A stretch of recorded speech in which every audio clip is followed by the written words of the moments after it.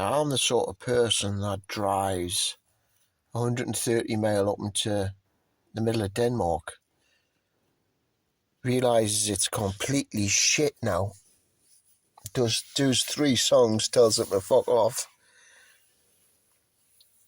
and chucks the spanners out the box, or the washers. They're still using fucking kronas. They're not using euros, they're still using washers, and fucks off. Because it only takes me 3 songs to work out what the fuck's going on, like, suss them out, like, what a miserable bunch of cunts. That place, well, they were always like fucking weird, like the Danish. But they can go and fuck off. So I'm back in Germany, and I'm tired. I've been driving all day. And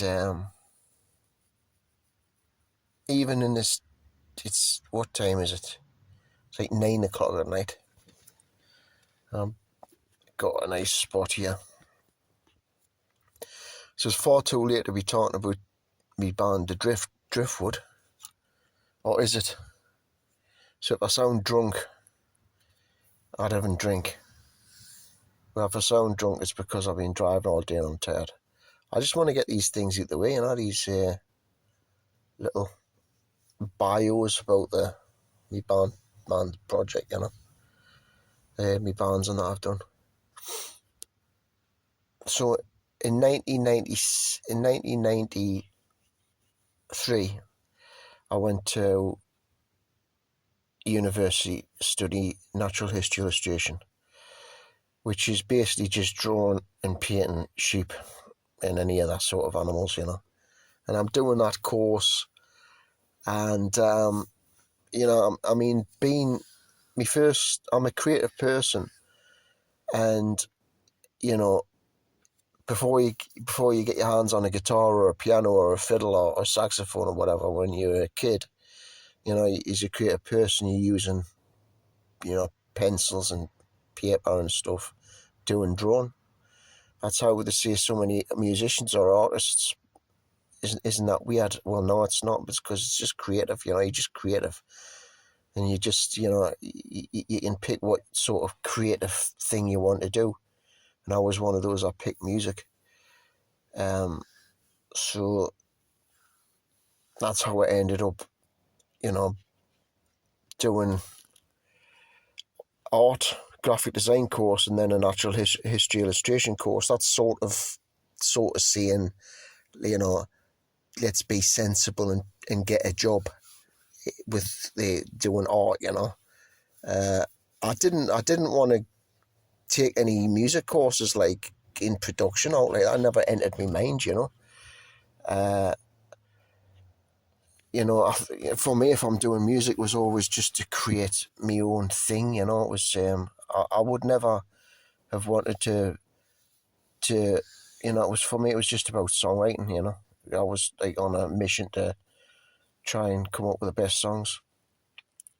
So in 1993, I'm at university, and I'm riding around on my mod scooter, listening to The Who, Quadrophenia, and that's all I'm doing, really. I'm in the classroom.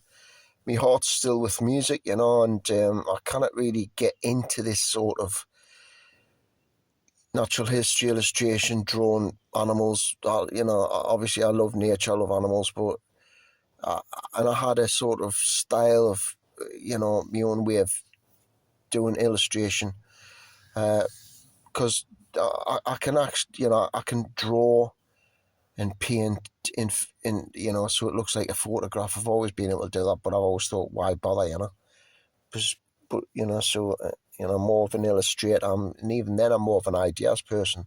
I think I would have been more suited for graphic design, actually, but it was just, even that, I couldn't get my mind focused because the music was so strong with his songwriting.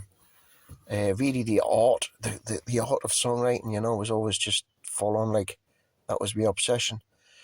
And so I'm not really focused on this course, and for the first sort of year, I'm basically just so kind of on my own, really. I think that the the people in the class I was with probably saw us as a bit of a disruptor, really, because they were wanting to do the art, and obviously I would be like, obviously he's not really interested, is he? He's just coming in every now and again. He's off on his mod scooter, you know. And when he is here, he's just moaning. He's moaning about the art, you know. He's not really. He's definitely not into it, like, which is a shame because he's got talent, but he's obviously into his music. So I was sort of out on my own a bit there, and it was a bit of a rough time actually. The first year, like, and I didn't really have any friends, and you know, it was tough, like, you know.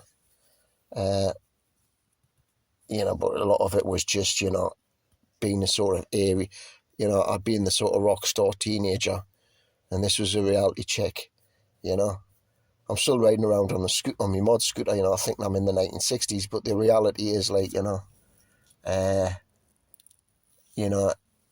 you're not on tour now, Rob, you know, sort of thing.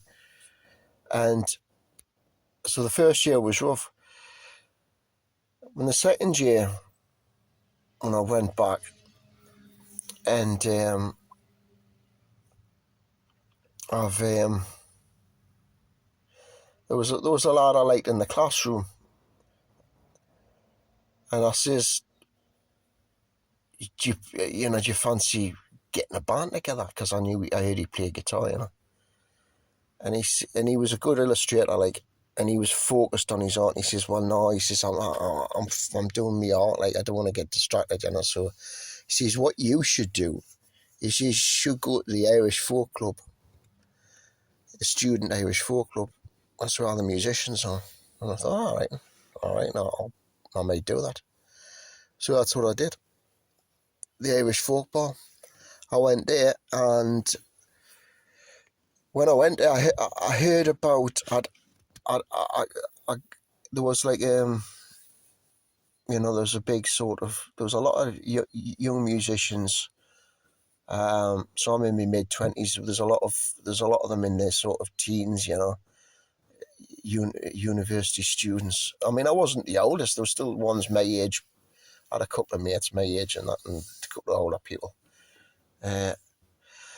But at the university student bar, I'd heard there was talk of, oh, you should see these two lasses. Mags and Rita. They're absolutely fantastic. You know, they like sing together and that.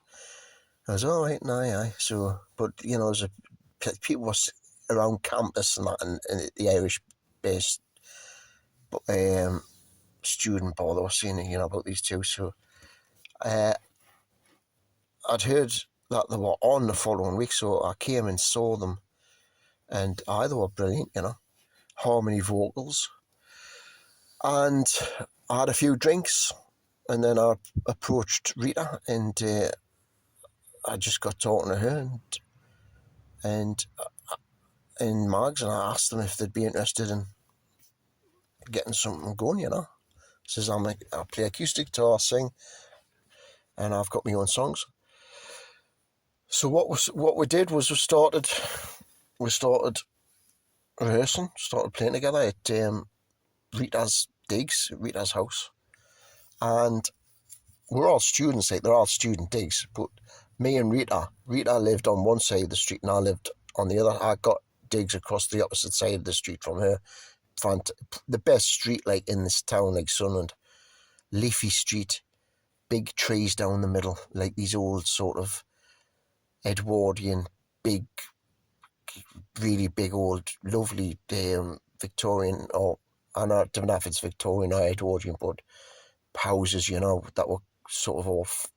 A lot of them in the street were student flats, but, you know, something you would think you would see in sort of Oxford and Cambridge, that sort of thing, you know. Very cool, like. And so the bands were starting to sit down and work stuff out. And there was a lad called, another Irish lad. called Jermid, and he was a keyboard player. And he didn't want to.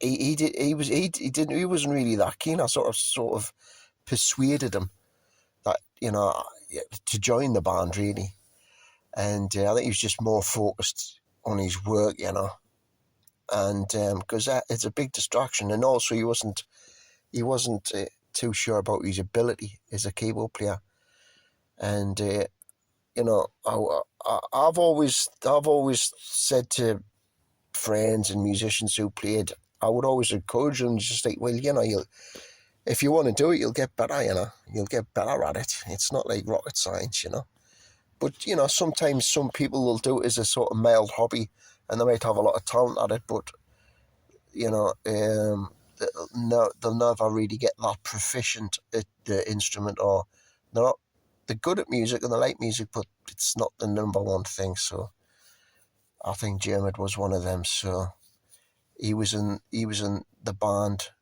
So there was the four of us for literally just three months or something. First 3 months of the band. Well, the band lasted for 2 years, and but in that time we got to do a live session on local radio. The local radio that was for that city in the town and where, which is Metro Radio, and went in and we recorded 4 or 5 songs, which we got a copy of that recording. It came out really well, like, we got a copy of that recording, and that was turned into demo tapes that were sold. The first famous song, I mean, there's all songs that I wrote, like songs like Window and For Hannah and stuff like this. Window was the sort of song I wrote for Rita's voice, I wanted Rita to have her own sort of song piece, I wrote Driftwood, the song Driftwood as well. That was specifically for Mags, so she would have her piece as well. And that's how I did it with Driftwood. It was. I've always done that. I've always done that. If I haven't had vocalists there, I've always imagined a vocal. So. But it would be great. It's great. To have a sort of a female vocal, and I've got that sound in my head, so now I can come up with a song to fit, because I know that will fit that voice. And it was a great writing experience for us with Driftwood. So we've created a demo. It went down really well. Rita was walking. She says she was walking through Sunderland, and she was amazed. There was a window open in somebody's, a window open, and Driftwood was blaring out of it. And she was amazed. She said, I don't know who lives there. I don't know the person. So people's listening to her music, and I was just saying, yeah, I know. That's what they're doing, it. I remember years later, Argencast. Alan was the same thing happened with Alan, the singer. He was walking through this local town, and somebody was driving past with Argencast blasting out of the car, and he didn't know who the person was as it drove past. It's just because it's good songs, and it's music, So we've done that. We started to do a few gigs around campus, and then Jim left the band, so he went to concentrate on his studies, and there was never any thought about myself, Rita, and Mags looking for a replacement keyboard player, because we sort of started as a 3-piece, and I don't think Rita was too keen on piano anyway. And I think we're all sort of in agreement that it was working as just as the three of us, you know. But my original thought of this band was a kind of folk ABBA. That would have been my original thought, you know. But it was working so well as a three-piece. We were so tight, the three of us as musicians, that the vocal harmonies we sat and worked on. Our three voices suited well. Obviously, Mags and Rita's voice worked really well together because they had been singing before I met them, and my lower male voice sort of just fitted in nicely as well, and it just worked, you know. The being a very good guitar player, and I took that into acoustic playing as well because it's all done on it's all, you know. I'm playing acoustic guitar. Mags, I'm vocals acoustic. Mags is fiddle, violin, vocals, and Rita is Baran drum, Irish drum, and vocals. So, in terms of it wasn't just the vocals were very professional and entwined and tight. So was the musicianship as well. Rita was a great little drummer. She could not keep a good timing on it, beat with the drum. But there was a kind of virtuoso-ness between me and Mags with the acoustic guitar and her on playing the fiddle. We would sort of bounce off each other. I would kind of suggest, you know, what on the fiddle, what I would like, sort of melodies on the fiddle to go with the guitar, as well as Mags coming up with her own things.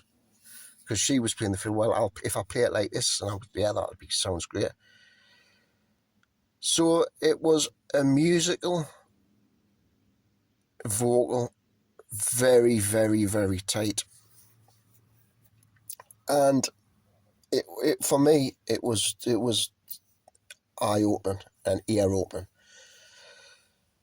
You know, to just sit in a room, you know, sitting on the floor, which would sit in Rita's living room, and would just play. And it was just so professional. It just sounded so good, you know. And friends would come around and sit around and just listen, you know. Would have a little crowd listening. And it was just full on, proper, real deal, you know. The songs I was coming up with were working really well. Me lyrics, I was having to try and, you know, pull out all the stops to try and mature me lyrics, you know, which me lyrics had always been lagging a bit behind, you know. You know, because it wasn't me main interest, lyric writing, but because it was okay if you're doing psychedelic rock or prog rock or something like that, you know, heavy metal, you know. But when you start getting into proper music, like, you know, folk and that, you know, which is basically, you know, all about, not all about, but a lot, well, probably is actually more about the lyric, you know, storytelling.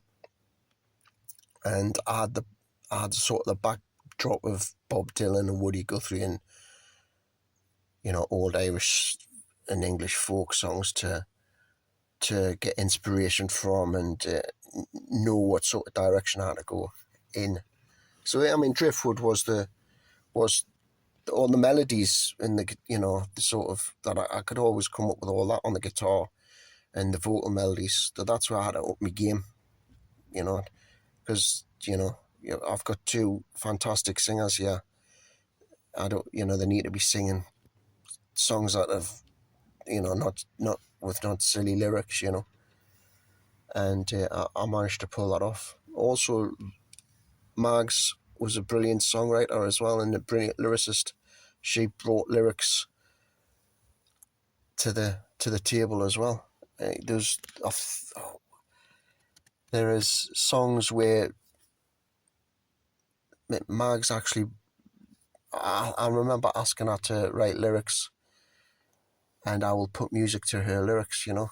Just as something else to do, and we've done that with a couple of songs that came out really well.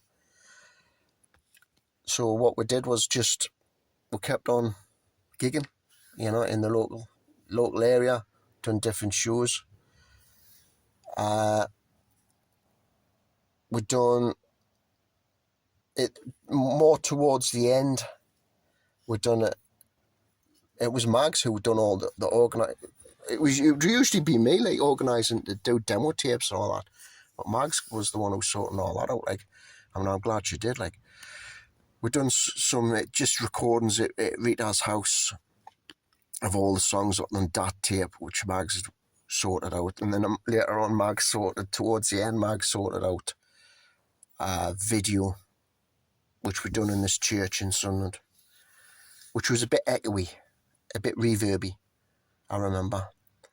But you know, with the technology you've got there now, that could be, the reverb could be reduced, like, although it might sound good. That is not online as yet, and I'm hoping it does see the light soon. It would be nice if that ends up on the internet, you know, in some form or other.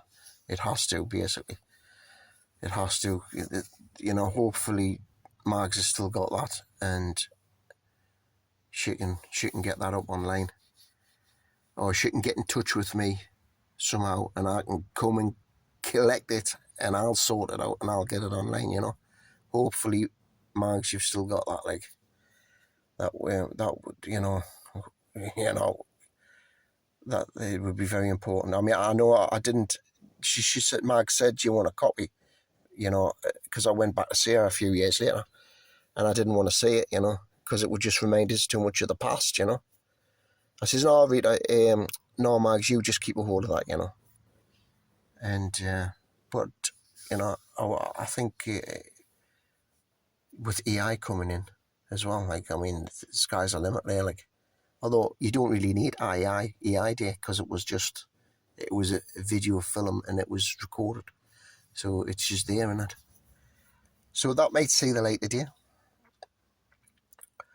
And what else happened? Well, not much really. Or we've done what many other bands did. You know, we got together, we got photos taken, we're doing demo recordings. We even got, you know, video footage done. And that, you know, even in the early 90s, that was a rare thing, really. So that's amazing that we got that done. Unfortunately, the Shapes, I don't think, have got any video footage. We've done the gigs, you know, we sold demo tapes.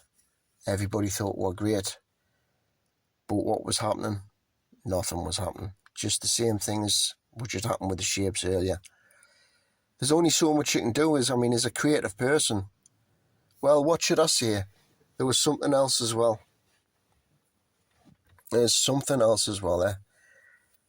A few doors down from Rita and across the street from me, there was a guy who had a recording studio, and he was in the music business, and he had connections with, you know, your sort of Jimmy Neal, Crocodile Shoes, and the Lindisfarne crowd and all that lot. It's studios in Newcastle upon Tyne. And, you know, with Rita being, like, very attractive, both Mags and Rita were very attractive, and so was I, right? But with Rita being very attractive and known as a singer, right, this guy has asked her to come. He was married, like, and Rita's gone a few doors down, right? Now, I said to Rita, she said he's invited us to come down and look at the studio because he might want us to do some vocals. I says, great. I says, get in with him. This guy, you know, if he's working with Jimmy Neal, he's got contacts. He's in the music industry, local music industry. Get in with him. I go for it. So, and of course, Rita being Rita, you know, she knew Rita wasn't Rita wasn't girly, you know. She's like she knew the crack, you know, and she would want to be, you know, to have some sort of success in the music as well, you know. So it you know, it would be to get contacts, you know, and you know, we were tight as a band, you know. So Rita's going to do this. We're going to go down and try and get us in with them, right? Because Rita knew, Mags knew, and I knew that we were shit hot, you know. And we were a great band, you know. So anyway, she went and she had a look at the studio. She says, then she was telling me afterwards that there was another fella turns up in his sports car, open top sports car, right? The whisks, she sits in the back of the sports car. She's just seen his downstairs studio in Sunderland. The whisk her off across to the studio in Newcastle, shooing her and all that. And she's, oh, right, great, aye, fantastic. Anyway, they do all that. And I think sort of Rita was saying that was it, basically, you know. And the annoying thing was, you know, I heard Crocodile Shoes. We've all heard Crocodile Shoes, and it was not a patch on anything I was writing with Driftwood. And nothing came of this. This basically what I'm trying to say is, you've got a great young band, right? Two lasses and a lad, same age, look great, sound great, great songs. But it was such a closed shop tight community, you know, in the music industry. You know, are they really gonna let anybody into their empire when this lad's writing better songs than this fella who's trying to impress Rita? You know, when Rita and Mags can sing better than probably the female session musicians that they've got. Do you know what I mean? So it's, you know, you're almost too good. You know, you're almost too good. If you're too good, you'll get the door shut on you, you know. And that's the way it was, you know. And that's just the way it was. Driftwood ended after basically, well, Rita and Mags started to concentrate more on her studies towards the end of the Driftwood 2 years, and myself and Rita, we kept going as a duo for like about 3-4 months, and we regularly done gigs in this regular slot in a bar in Sunderland, and you know, I mean, it was good, you know. Rita enjoyed our music, you know, but it was never you know, the spark was the three of us, like, and that's where the magic was, like, and it just came to an end. But fortunately, you know, we got the music down, we got the photographs of her, we got the music, and there's this video that'll surface one day. And with the help of AI, I can sort of do me little bit to sort of tidy everything up. And I always thought, like, Driftwood, like, I always thought was sort of like, there was always that sort of Wuthering Heights, Kate Bush, Victorian, Beamish Museum type of thing, you know. So, you know, Wuthering Heights, you know, it's all the AI could really come up with some really interesting videos to go with the songs that'll be polished up. It was never going to go anywhere because, you know, it's Sunderland, you know, and it wasn't. It wasn't London, and it's a shame. But at least with the internet, you can have that stuff up, and people can find it, and they can hear what we were. I've always said that it's, let's face it, the internet's destroyed the music industry. It was definitely the last nail in the coffin, but the music industry was pretty flawed anyway. It was diabolical. So at least with the internet, you can have your music up online, and it's not just on tape cassettes rotting in the bottom of some drawer somewhere. So it's digitally up there forever, and it's a shame. Of course, it's a shame. It really is. Especially when you look at all the shite that there's been. And even now, I mean, people, because of the rigged game, the rigged casino that is like YouTube and everything else now, it's just meet the new boss, same as the old boss. It's just like the music industry all over again, It's just like this fella a few doors down from Rita, He was like YouTube in human form, It's just a closed shop in it.